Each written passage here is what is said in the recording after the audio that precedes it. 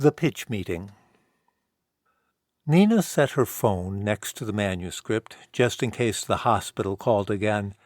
Then she took a moment to absorb the appearance of her visitors, these people who had come bearing a treatment about Bertha of Savoy. They did indeed resemble the staff of a car lot.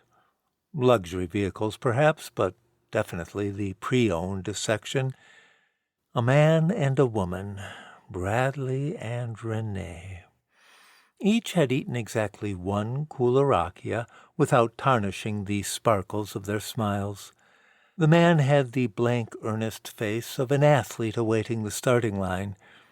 The woman met Nina's look with a gentle half-smile, half-sad eyes and tentative half-pursed lips that seemed to convey empathy or something like it for the burden of caring for an elderly parent, and at the same time issued just the right half-apology for having been forced to eavesdrop on a private conversation. Well, thought Nina, there's something in that head. Not intelligence, necessarily, but an awareness of what people actually do feel and are supposed to feel, a sensibility of the gaps, a cognizance that Nina had often seen before in the eyes of good actors. Nina wondered what Renee was doing with a guy like Bradley. She began the meeting with her usual speech about gripping narratives, unconventional protagonists, unlikely heroines, yes, of course, heroes too, and above all, the human appetite for stories with moral complexity. In simpler terms, she said, I'm looking for sex and violence. Extreme human passions, that is, but never cliched and always rooted, deeply rooted, in character. That's us. That's our story, said Bradley. He had been trying to interrupt since the words sex and violence. Nina smiled. I have to confess, she said, that I am a big fan of the Spanish-language telenovelas. I love the long narrative arcs, the stories that go somewhere but come to a resolution, to an end. And as a business person, I particularly appreciate the capacity of certain telenovelas to draw a substantial male audience. Absolutely, said Bradley. On Spanish TV, the men have cojones.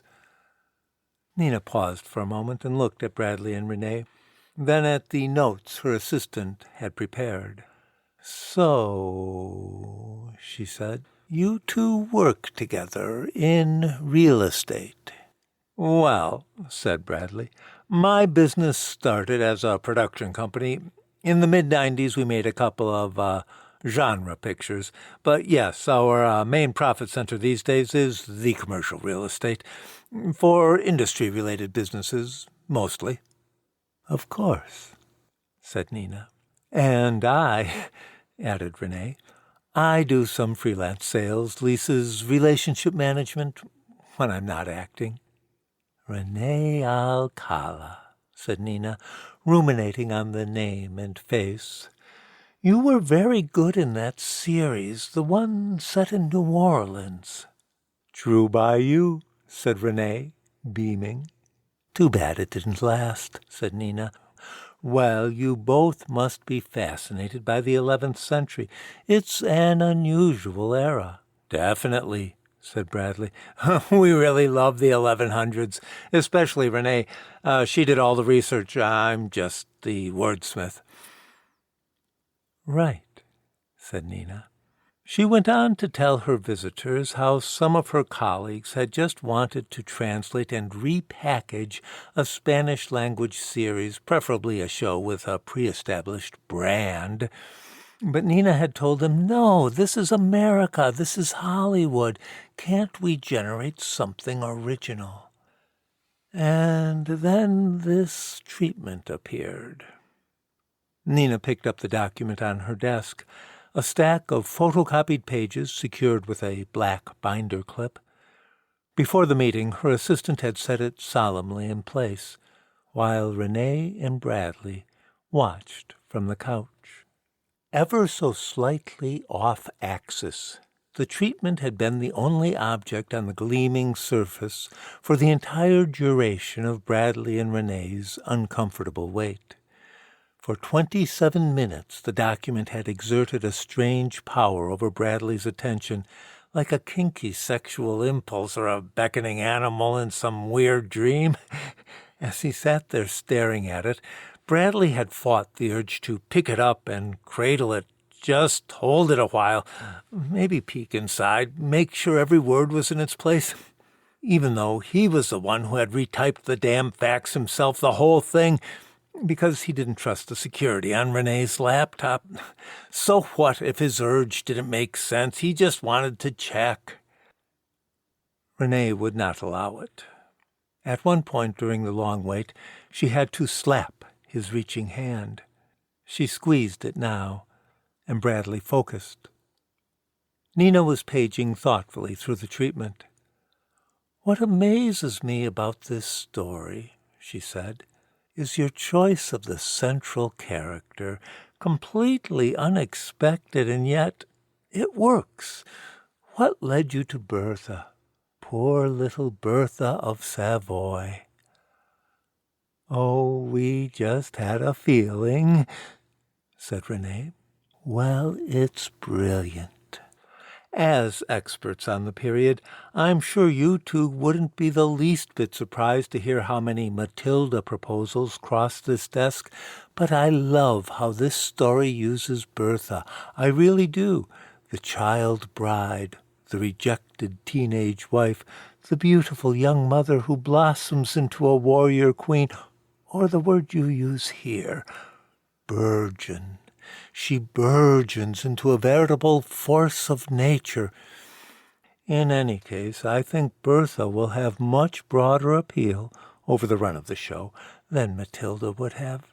And Matilda, she does make some troubling choices, doesn't she?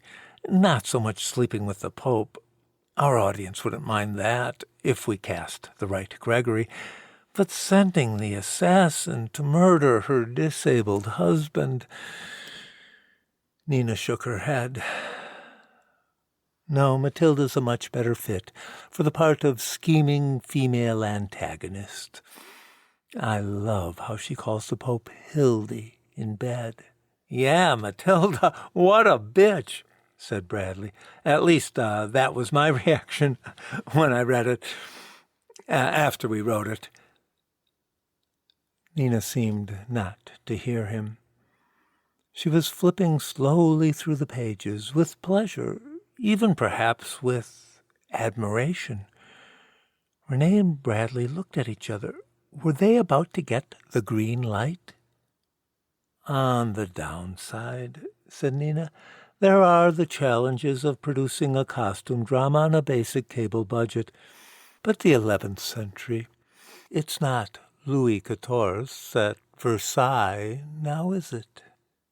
Bradley realized that Nina was looking at him. Had she just made a joke? "The quality and detail of the costumes," explained Nina. Bradley chuckled and shook his head. Absolutely. "And the setting," Nina continued.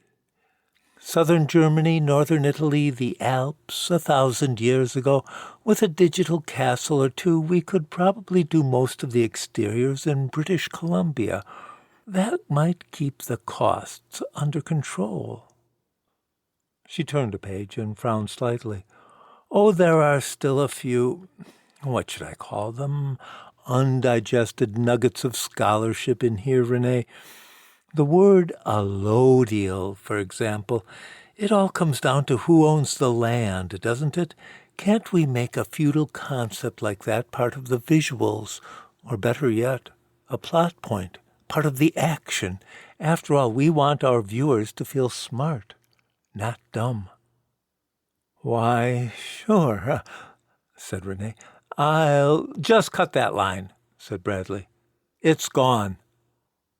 Nina smiled at Bradley. Then she closed the treatment and set it down upon her gleaming desk, beside her vigilant phone. "Renee, Bradley," she said, "let me be honest. I love this project, and I'm so grateful that you brought it to my attention. If you don't mind me saying so, you two represent our target audience, upwardly mobile Americans, and the fact that you saw something in this story of the 11th century, that you perceived value in this, well, that fact excites me. It intrigues me." She picked up the manuscript again. "But the thing is, I don't believe for a moment that the two of you could possibly have written this story."